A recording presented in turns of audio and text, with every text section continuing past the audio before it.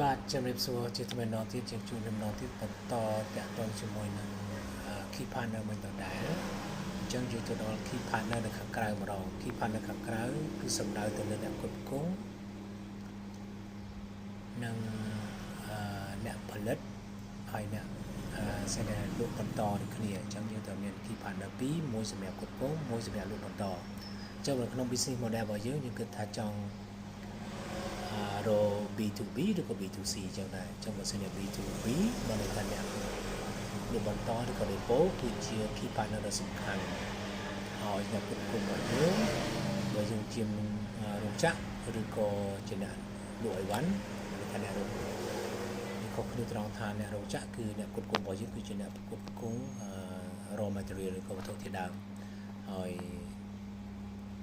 អ្នកលក់គឺមកឡានណាបានន័យថាអ្នកលក់ផលិតផលផ្សេងៗមិនមែនជាការផលិតដោយខ្លួនឯងគឺយកគេតមកគឺអ្នកគ្រប់គ្រងគេហៅថា logistics ឬក៏ purchasing អស់ហ្នឹងតែជាអ្នកគ្រប់គ្រងរបស់យើងហើយជាដៃគូរបស់យើងដ៏សំខាន់អញ្ចឹងសូមប៉ុណ្្នឹងសិនហើយសូមពិភាក្សាបន្តទៀតនៅវីដេអូក្រោយបាទអរគុណច្រើន